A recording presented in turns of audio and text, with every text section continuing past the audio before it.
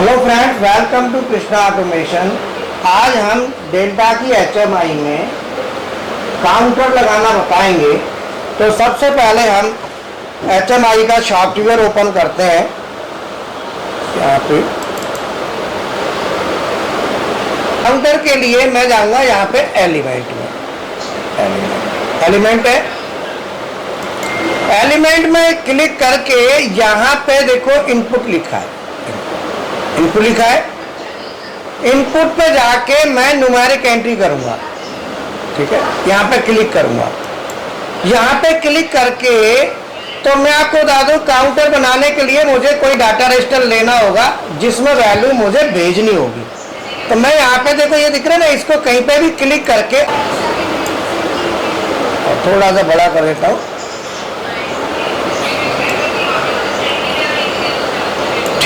ठीक है ना।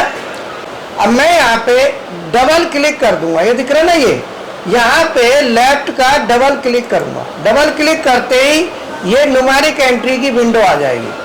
आ गई विंडो। जब ये विंडो आई तो इसमें लिखा है यहाँ पे राइट एड्रेस। देखो लिखा है यहाँ पे, जो राइट एड्रेस लिखा है इसके साथ ये पॉप अप है, यहाँ पे दिख रहा है ऑप्शन। मैं यहाँ पे क्लिक करूंगा। क्लिक करते ही एक विंडो और आएगी ऐसी, जो इनपुट यहाँ लिखा है। इसमें मुझे डाटा रजिस्टर लेना है, डिवाइस टाइप में लेना है डाटा रजिस्टर। मैं नीचे करूंगा, यहाँ पे डी लूंगा।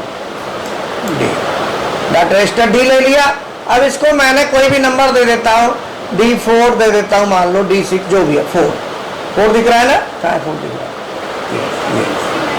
ये 4 दिख रहा है ना। मैं यहाँ पे क्लिक करूंगा। क्लिक किया तो ऊपर देखो 4 आ गया, यहाँ 4 आ गया। और यहाँ पे एंटर, मैं यहाँ पे क्लिक कर दूंगा। ऐसे ही जो राइट एड्रेस मैंने दिया है वही रीड पे भी देना है। फिर मैं यहाँ पे रीड पे जाके यहाँ पे क्लिक करूंगा। क्लिक किया, फिर मैं यहाँ पे डिवाइस टाइप लिखा है ना, डिवाइस टाइप में फिर मैं डाटा रजिस्टर लूंगा।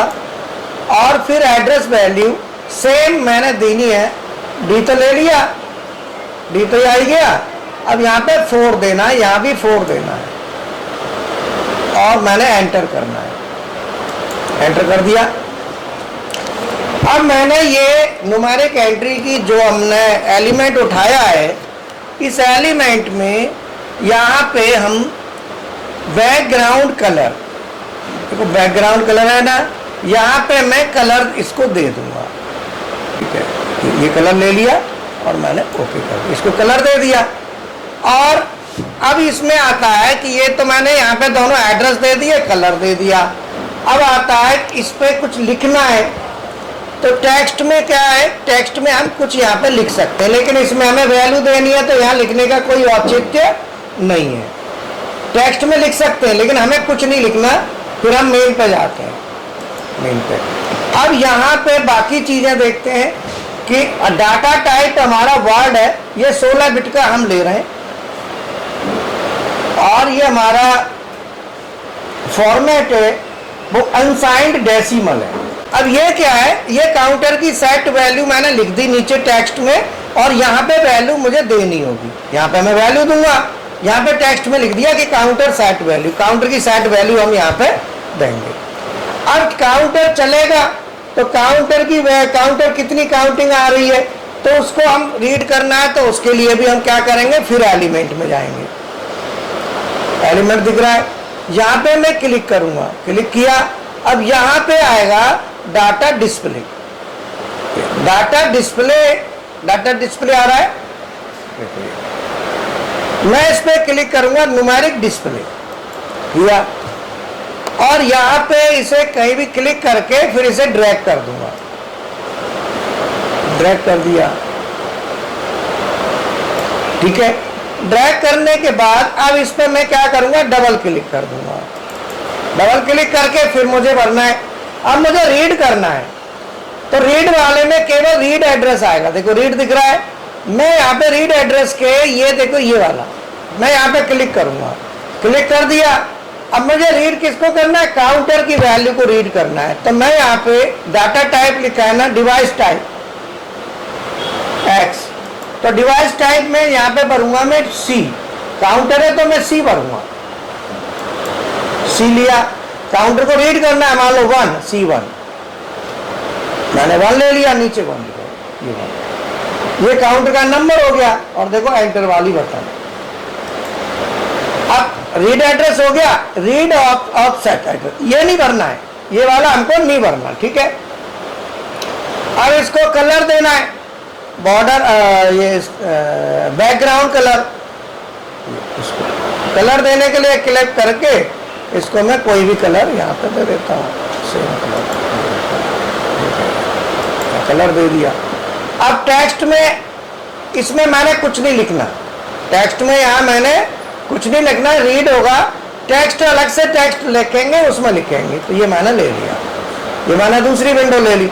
अब मैं यहाँ पे डाटा रीड होगा तो मैं यहाँ लिखूंगा ना कि भाई counter actual value, counting value, counter actual value. तो इसके लिए फिर मैं ए में जाऊंगा, टेक्स्ट में देखो ए जो फॉन्ट विंडो है जिस पे लिखा है स्टैटिक टेक्स्ट, क्लिक किया यहाँ पे,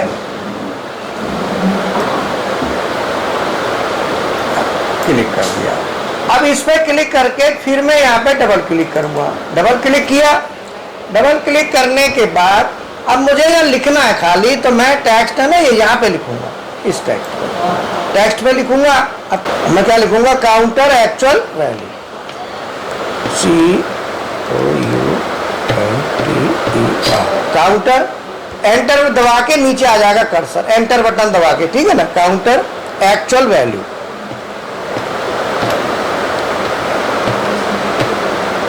एक्चुअल वैल्यू।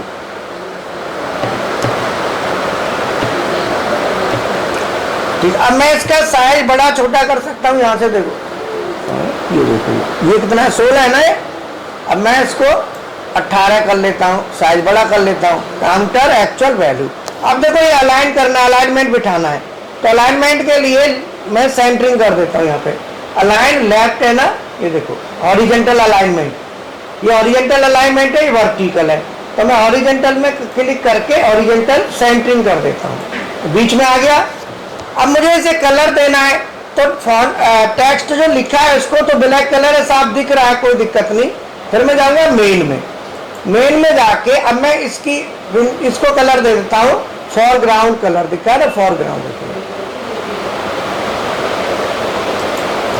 यहाँ पे। अब मैं इसको कलर दे देता हूँ कोई भी,